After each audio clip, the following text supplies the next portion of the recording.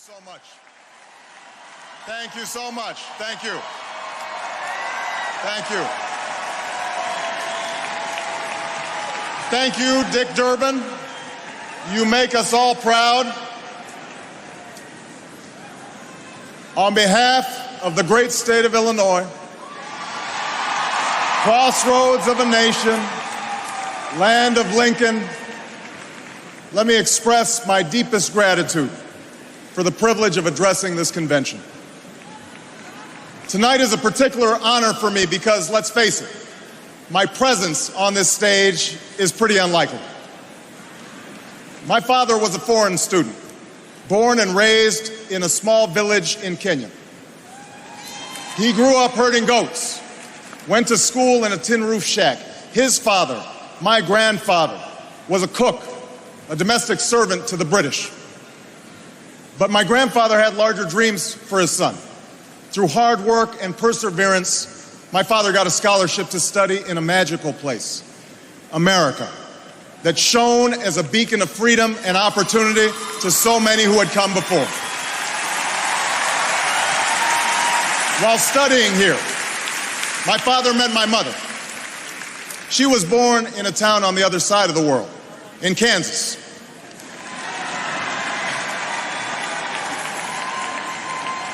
Her father worked on oil rigs and farms through most of the Depression. The day after Pearl Harbor, my grandfather signed up for duty, joined Patton's army, marched across Europe. Back home, my grandmother raised a baby and went to work on a bomber assembly line. After the war, they studied on the GI Bill, bought a house through FHA, and later moved west, all the way to Hawaii in search of opportunity. And they too had big dreams for their daughter. A common dream born of two continents. My parents shared not only an improbable love, they shared an abiding faith in the possibilities of this nation. They would give me an African name, Barak, or Blessed, believing that in a tolerant America, your name is no barrier to success. They imagined me going to the best schools in the land, even though they weren't rich, because in a generous America, you don't have to be rich to achieve your potential. They're both passed away now. And yet I know that on this night, they look down on me with great pride. They stand here, and I stand here today, grateful for the diversity of my heritage, aware that my parents' dreams live on in my two precious daughters.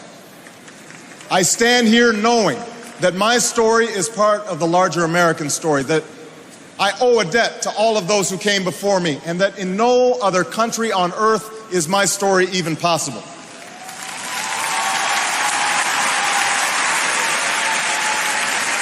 Tonight, we gather to affirm the greatness of our nation.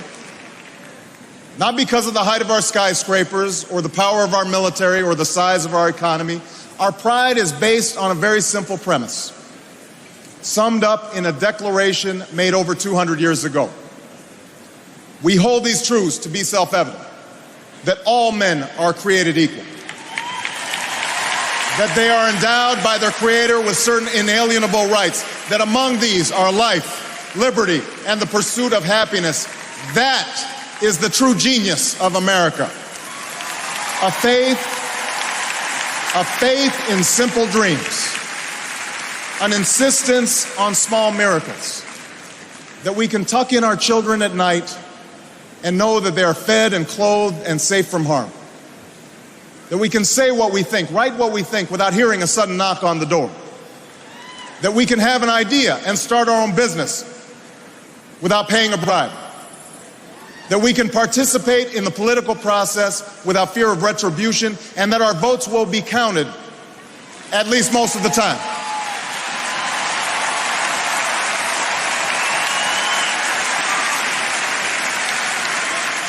This year, in this election, we are called to reaffirm our values and our commitments, to hold them against a hard reality, and see how we're measuring up to the legacy of our forebears and the promise of future generations.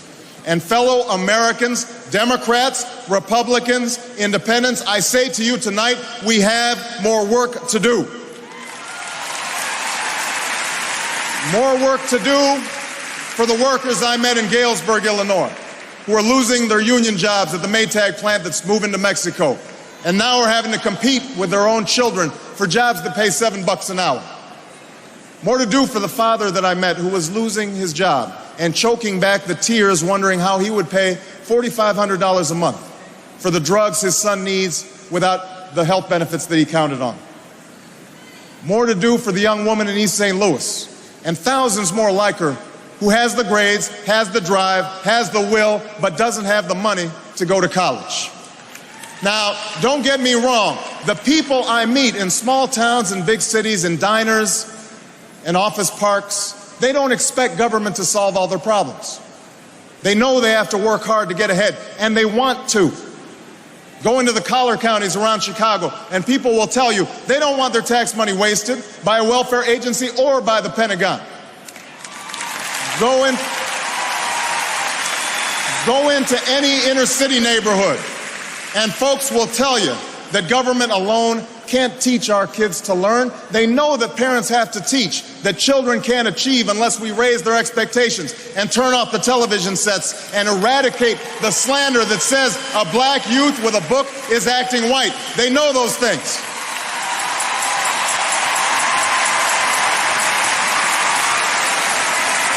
People don't expect government to solve all their problems. But they sense deep in their bones that with just a slight change in priorities, we can make sure that every child in America has a decent shot at life, and that the doors of opportunity remain open to all. They know we can do better, and they want that choice. In this election, we offer that choice. Our party has chosen a man to lead us who embodies the best this country has to offer, and that man is John Kerry.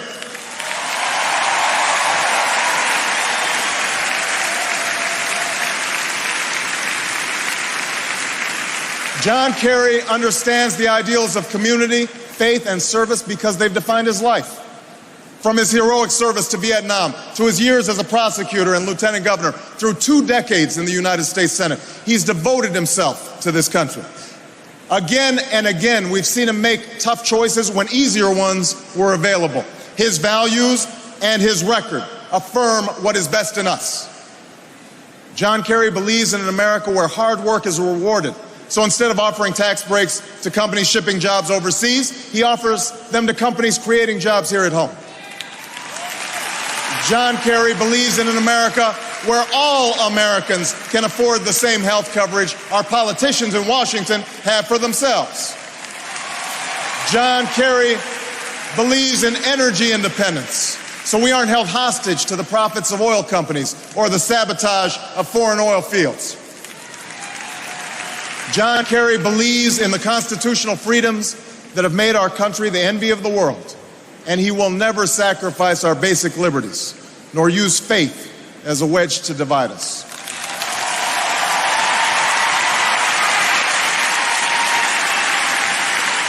And John Kerry believes that in a dangerous world, war must be an option sometimes, but it should never be the first option.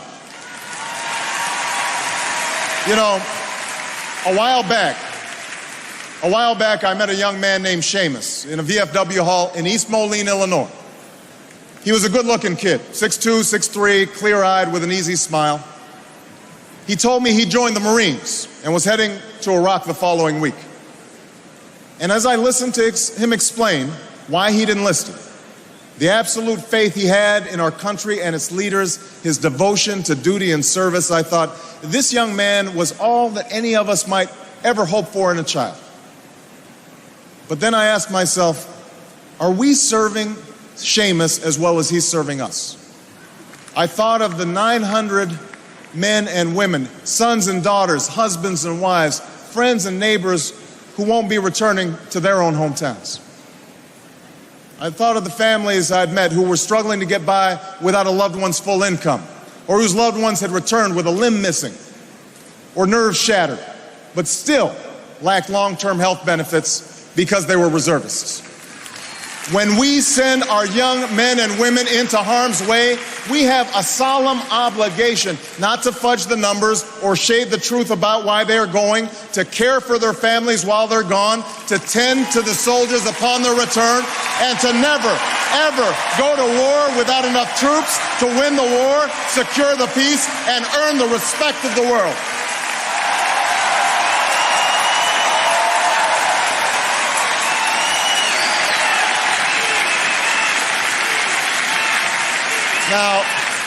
Now let me be clear. Let me be clear. We have real enemies in the world. These enemies must be found, they must be pursued, and they must be defeated.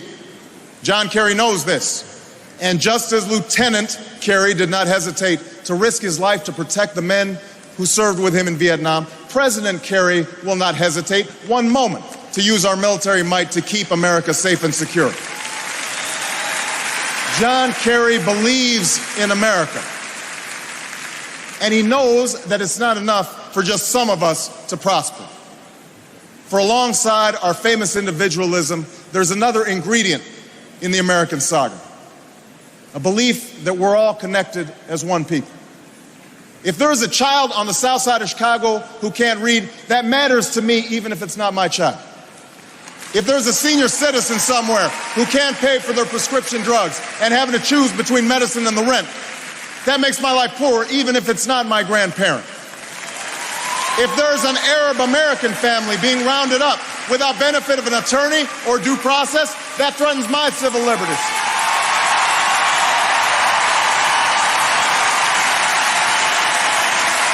It is that fundamental belief. It is that fundamental belief, I am my brother's keeper, I am my sister's keeper, that makes this country work. It's what allows us to pursue our individual dreams and yet still come together as one American family. E pluribus unum, out of many, one.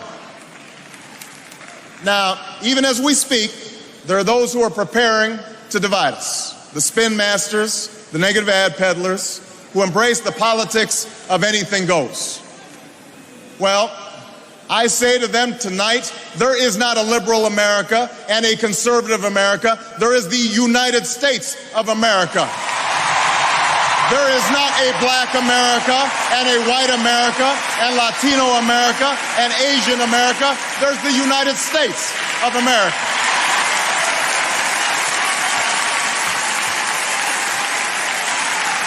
In the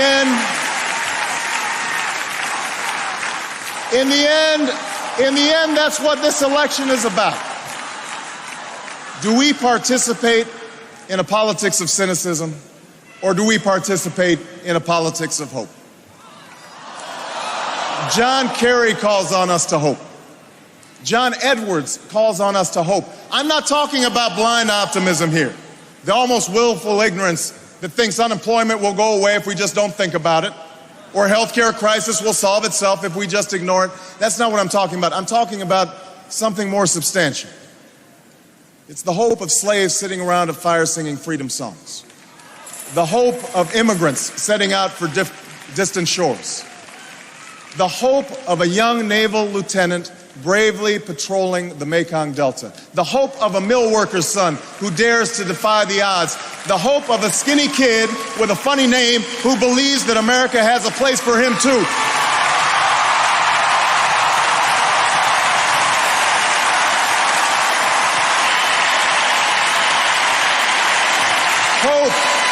Hope in the face of difficulty. Hope in the face of uncertainty. The audacity of hope. In the end, that is God's greatest gift to us, the bedrock of this nation. A belief in things not seen. A belief that there are better days ahead. I believe that we can give our middle class relief and provide working families with a road to opportunity. I believe we can provide jobs to the jobless, homes to the homeless, and reclaim young people in cities across America from violence and despair.